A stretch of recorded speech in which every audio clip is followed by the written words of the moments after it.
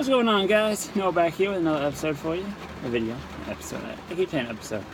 I don't know why. Sounds good. But, so basically what I want to talk to you today is sorry for the rain noise. I'm sorry if that's super loud. I'm just sitting out here at Agricultural Supply. I had to pick up some hardware and stuff, which I forgot one thing, but I'll get it some other time. So basically what I want to talk about is buying steel. Well, where do you get steel to build stuff? I mean, it's probably, for most of y'all, might be a pretty dumb question, but one of the questions I had when I got started, I'm like, steel, I know I need it, but where do I get it? And am I getting a good price on it? That's the other thing. So, I go through a local supply house. It's Dillon Supply. It might be national. I don't really know how many stores I got, but it's a bigger company. I know they have a couple places around. They typically stock most of what I use, which is mostly most standard structural shapes, C-channel, pipe, square tubing, flat bar, angle iron, pretty much most common stuff. They do steel, aluminum, and stainless, so they pretty much can get me anything I need. The only downside to them, which is a lot of places, is you gotta buy 20-foot sticks, and that's just what you gotta do. Just part of it. So you gotta buy 20-foot metal. Now, if you look at it per foot price, that's the cheapest. That's more than likely the cheapest option for you. If you do the per foot price, and so that's that. I should have got some examples for you to show you the difference, but I didn't. So, which, yeah, like I said, yeah, by 20 foot. Which, if you're trying to build up your on-hand supply, that's fine. That's great. Not that big a deal. You might only need a half a stick, but you buy a whole stick because you need it, and that's how you gotta buy it. Then you end up with 10 foot left.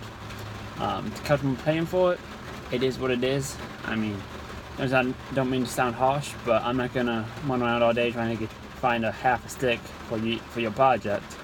I'm just gonna buy a full stick, and if you use that in your project, great. If not, then it is what it is. Some people give it to the customer, some people take it. Just depends. I mean, yeah. And going to get steel, that's your time. That time you gotta get paid for. If you don't, then it's just too bad. Or not too bad. If you don't, you're losing money. Because that time that you spend to go get material. So that's it. A lot of these suppliers, they'll cut it in half for you, or cut it down. I wouldn't expect them to be too accurate on the cuts. I mean, not saying there's some good guys that work there, but within a ½ inch they normally are. I've seen like 2 inches, but besides the point. Which, if you just had them cut in half, it's not a big deal. But if you need exactly half and half or something, might be an issue. So you might want to just verify with them, make sure they get at least there, and get a good relationship with the people in the shop there right up front. Is good. It'll help you out. I had a really good relationship with a salesperson at this place, but they no longer work there, is what I was told. So who knows what that means? But she would give me good pricing and stuff. And not just that, it's just a good relationship I had. They know me when I go in there. They know me out back too. They're good people there. Normally I try dealing with the same people if I can, but you can't always. So you just gotta deal with everybody. But yeah, that's that. That's how I buy steel. And then 4x8 sheets are typically the smallest steel plates that you can get from most distributors like that.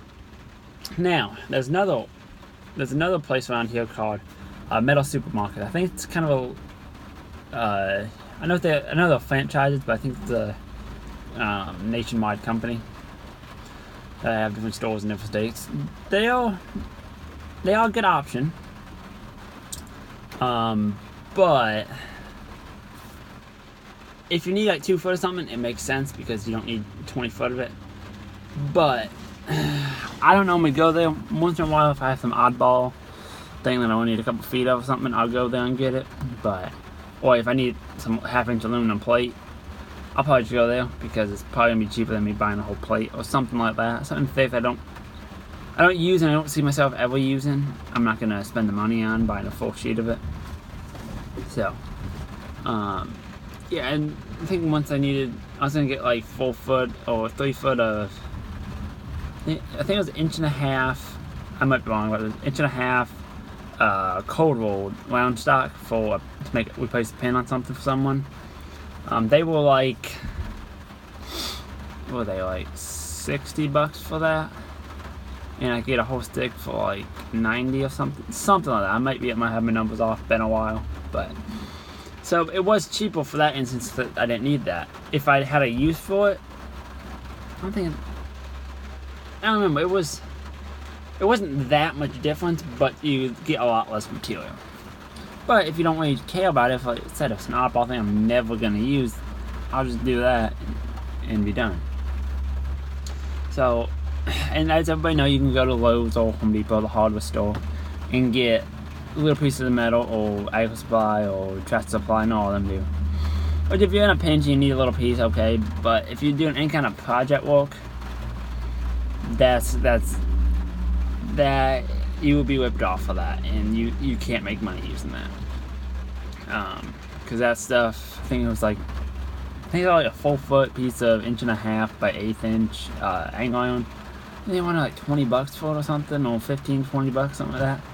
Whole stick is like $20 for a 20 foot. No, it doesn't make sense. So that's another thing. And one thing I don't like is there is with steel, your pricing is you can call one day and the next day on certain, especially stainless and other and aluminum, pricing fluctuates a little bit. So yeah, it's always a little bit, but back maybe a year ago now, it went through a big. Whenever that tariff started going in, everybody got scared, so they started buying material, which then shot the price up, supply and demand. So, a piece of 1/8 inch 4x8 sheet, right now you can get it for 80, before you could get about 80, 85, something like that. And that it went up to like 120, 140, and just overnight kind of deal. So, that explains how much it went up.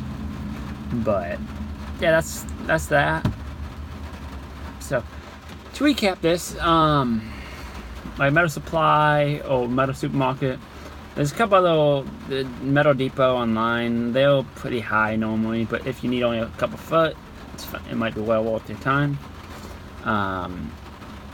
Local supplier, Dylan, around here it's Dylan, there's another BHN, I can't think of that name. But yeah, all them, there's probably more around here, I just haven't found them, but they seem to be pretty reasonable. Like I said, most of the time they'll cut it in half for you. I think it's $5 for one cut, if you do, but after that, more than one, it's like $3 a cut or $2 a cut or something like that. So it works out, and like I said, everybody, all that, everything just gets billed to the customer, so it doesn't really matter. Well, it does, but it doesn't matter what it costs, because I might get using that Metal Supermarket more if I get a better relationship with them. A friend of mine, he gets stuff from there all the time. I have an account with them, a credit account, which is not a bad thing. Having a credit account is not a bad thing. Most of the time they only have a 30-day account though, so that means in 30 days you gotta pay it. You gotta have the money to pay it. Which when you're dealing with net 10, net 20, net 30, net 60, those accounts can come in handy. But you can also find yourself spending more money than you need to spend. I've been guilty of that. We're not so much in that. I have an account at the Welding supply store. That's dangerous. That is dangerous. But so yeah, that's what I'm dealing with. Doing that. I actually saw Dobador, the welder, at Dillon today. I was pulling in. I went in and got my paid for my tier up front. Then I went around back. I was walking out and I saw him and said hi and did all that. Caught up on that. I didn't get a video of it. We both kind of in a hurry. So, yep, he was getting material. So was I. And then So another guy knew that in there too that I haven't saw in like a year. It was pretty neat. It's Friday, everybody getting this deal. But yeah, that's that. I'm trying to think of what else. Another little courtesy, I don't know, it's been on the supplier. Daniel will give me a hard time about this. Which, whatever. He was, whenever you go to steel if it's set up like a few of them that I've been at, you drive, it's a drive-through, where you drive in, they'll load you on top, or load you in your trailer, truck bed, whatever, and then you get going. Which, obviously I always pull up to the first bay, go do my paperwork, and ask them where they want it. Because my local place, they have two different bridge cranes. One have angle and tubing, one have flat stock and pipe and stuff like that. They'll tell you where they want you, and then go from there. Once you're loaded, pull up and pull out. I did not do this today, and Daniel probably gonna comment on this just because the courtesy thing is to pull outside, strap down outside. That's what you do. My thing is, most time I do that. Once in a while, if there's nobody behind me and it's slow, I'm just gonna stay in there, strap, and be done with it. But don't be the guy with 10 people behind you strapping your load. Don't do that. Like I said, today I did strap my load inside, but there's nobody behind me. There's nobody waiting, so it didn't really matter. But I know he's gonna bring it up, so. All right, Daniel. I fessed up to it. He drove by and said something like, "Strap it outside, like a man." Or I forget what he said. It was funny. It was funny. But yeah. So that's kind of the deal with metal. Just to recap, your best bang for your buck is from your local steel supplier. You can buy it from metal supermarkets and stuff like that. If you get a good relationship with them, and if it's an oddball item, a buddy of mine, he get most of his steel from there, and they'll cut it to lengths you want and stuff, and he never had an issue with it. He said, yes, they're a little more expensive, but they cut it, and they get it all set for me, so all I gotta do is pick it up. So that being said, convenience. I mean, and if the customer's paying for it, if you just bidding it into the customer bid, it doesn't matter. That's the one thing. Don't try chasing down a price. Obviously, if something's crazy money, then it's crazy money. You might call another place, but if that's the same place, don't worry about it. I mean, just factor that into your bid or your price, or just tell the customer, hey, look, it's $500 for this plate. That's just what it is. And do mark up your steel a little bit. It's your time, and do charge to go get it, but just like anything. Any automotive shop, they mark up parts. Any trades mark up their prices on stuff. It just, whether you do 10%, 20%, 30%, I've seen people do 50%. I know some mechanical work is like 100%. I don't know, maybe not. No, automotive, a lot of times they mark stuff up 100%. And there's a whole, if it costs this much, that much percent, but whatever. Because you gotta make money on buying stuff. You just can't not. The only downside to that is most people can call up and get a price of steel. Versus a lot of this other stuff, but even automotive parts, they can call up and get the price. But it is what it is. You gotta make money. I mean, that's just what it is, and people don't like that. Well, that's just what it is. It's part of doing business. You're in this business to make money. So that's kind of my 2 cents for the day. Just where to buy your material. That's a big thing. Hardware, I normally try buying it like if I normally need a lot, I try buying it by the pound at like a Agri Supply in my case, or Tractor Supply or something.